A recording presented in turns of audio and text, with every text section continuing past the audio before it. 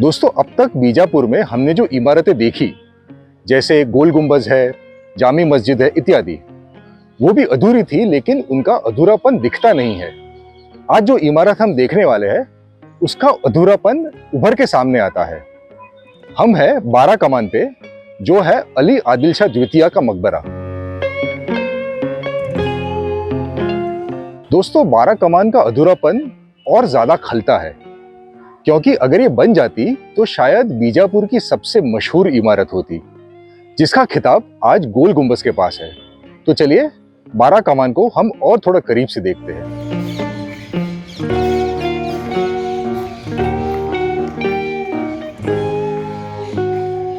गोल गुंबज की लंबाई है 158 फीट।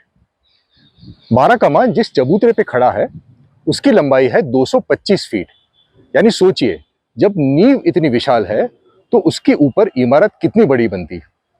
अगर सरल भाषा में कहूं, अगर ये इमारत बन जाती तो ये बीजापुर की सबसे बड़ी इमारत होती।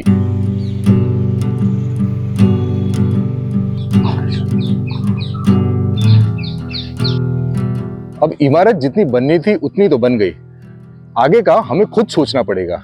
तो चलिए बीच से जाके शुरू करते हैं।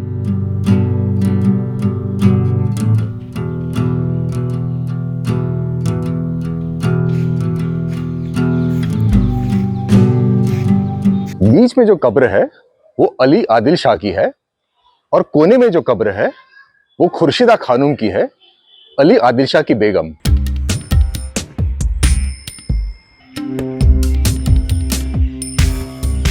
उसके अलावा और 14 कब्रें भी है। उनमें से 12 जनाना है और 2 मर्दाना। अब वो कैसे पता चला, उसके लिए आपको हमारा इब्राहिम रोजा वाला एपिसोड देखना पड़ेगा।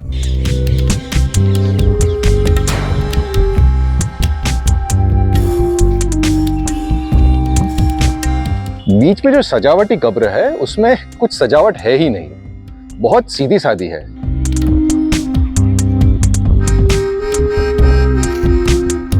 लेकिन वो इरादा नहीं होगा, क्योंकि प्लेटफॉर्म पे कुछ आपको छेद दिखेंगे जहां पे कोई छतरी या कोई शामियाना बांधने का प्लान होगा, लेकिन बना नहीं है। ऐसा शामियाना आपको गोल गुंबज में देखने मिलेगा।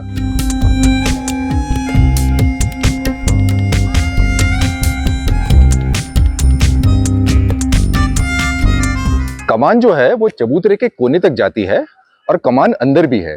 लेकिन कब्र के आसपास की जो कमान है, उनके नीचे दीवार बनी हुई है। यानी अंदर एक कमरा बनने वाला था, जिसके अंदर कब्र रहती थी।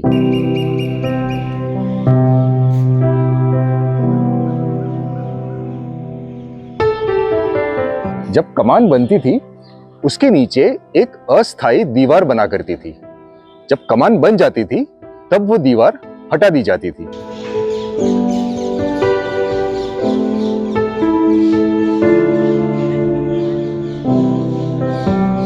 लेकिन अंदर का जो कमरा है, उसकी दीवार के अंदर ऐसे खिड़कियां बनाई हुई है। यानी इससे हमें पता चलता है कि ये अस्थायी दीवार नहीं, ये दीवार स्थायी है, वरना खिड़की क्यों बनाते।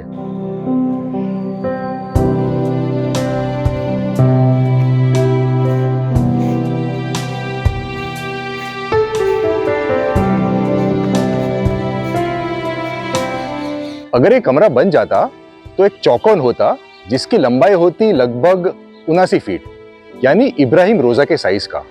और उसके ऊपर अगर गुंबज बनता तो उसका व्यास होता 60 से 70 फीट।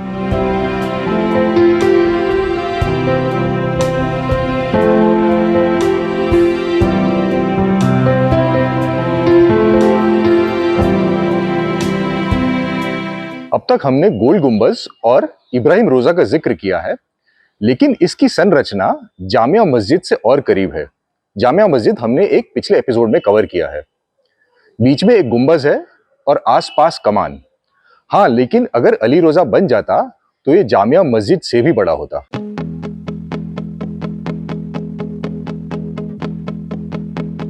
जामिया मस्जिद से एक और चीज मिलती जुलती है, यहाँ बिल्कुल कोई सजावट नहीं है, और दीवारों को देख के लगता नहीं है कि सजावट करने का कोई प्लान भी था।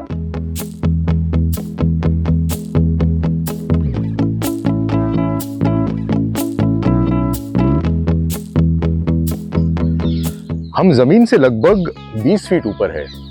ये सिर्फ अच्छा दिखने के लिए नहीं है, इसका एक कारण भी है। जो असली कब्र है वो नीचे तहखाने में है। तहखाना तक पहुंचने के लिए 4 तरफ रास्ते हुआ करते थे, लेकिन अब उन्हें बंद कर दिया गया है।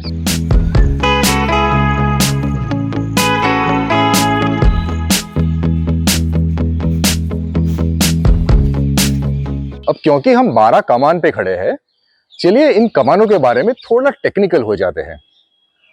इन कमानों को 2 सेंटर्ड आर्चेस कहते हैं, यानी ये 2 छोटी छोटी कमानों से एक कमान बनती है। एक कमान दाईं तरफ और एक कमान बाईं तरफ, और इन दोनों कमानों के बीच एक सेंटर है।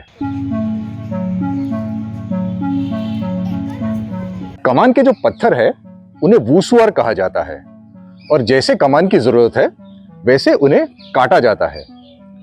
जो बीच का पत्थर है वो है कीस्टोन, जिसके आधार पे पूरी कमान टिकी हुई है।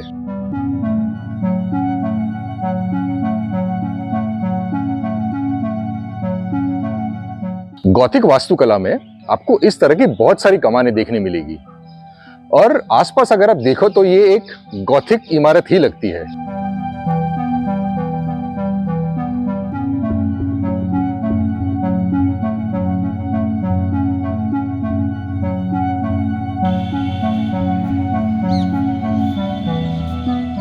इन खंभों को अगर देखते हो तो आपको कुछ पत्थरों में जोड़ दिखेंगे और कुछ पत्थरों में जोड़ नहीं है।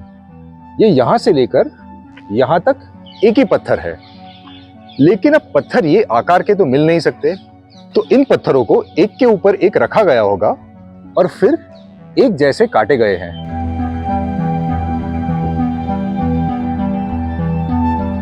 अब क्योंकि एक मकबरा है, एक मस्जिद होना भी बहुत जरूरी है। बगल में एक मस्जिद तो बना हुआ है, लेकिन लगता है ये ओरिजिनल प्लान में नहीं रहा होगा। अली आदिल शाह के परिवारजनों ने यहाँ एक मस्जिद बनाया होगा उनके इंतकाल के बाद। अली रोजा को 12 कमान भले कहते हैं, लेकिन अगर आप कमान गिनो तो 12 से ज्यादा है। फिर ये 12 कमान नाम आया कहां से? एक स्थानीय कहानी ये कहती है कि पहले प्लान ये था कि कमान के ऊपर कमान बनाने वाले थे और 12 मंजिली तक इस कमान को लेके जाने वाले थे। अगर कहानी यहां खत्म हो जाती तो मैं फिर भी विश्वास कर लेता।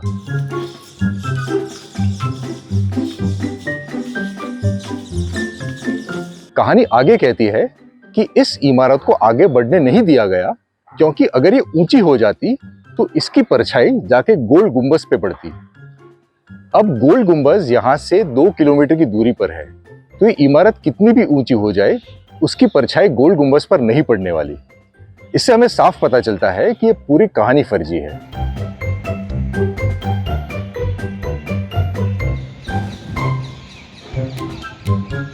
लेकिन इस फर्जीपने में भी एक सच्चाई छिपी है। वैसे तो इसके खंभे काफी चौड़े हैं, लेकिन कोने के जो 4 खंभे हैं वो और भी चौड़े हैं, क्योंकि उन खंभों में एक सीढ़ी छिपी है। एक सीढ़ी जो ऊपर की तरफ जाती है। भले अंदर जाने का रास्ता बंद है, लेकिन हमें पता चलता है ऊपर कुछ बनने वाला था।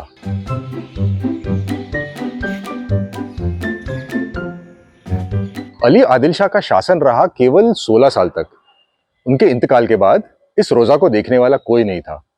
उनके बेटे सिकंदर, उनका शासन तो 16 साल से भी कम रहा, और जब तक शासन रहा तब तक उन्हें औरंगजेब के साथ जूझना पड़ा। तो इस रोजा को पूरा कौन करेगा?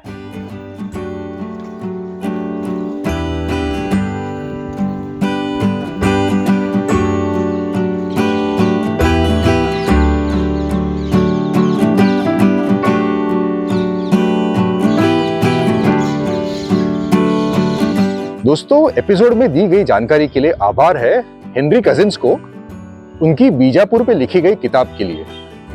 एपिसोड पसंद आया है तो हमारे चैनल पे बीजापुर के आप दूसरे एपिसोड्स भी देख सकते हो और इस एपिसोड को लाइक कर सकते हो। Thanks for watching.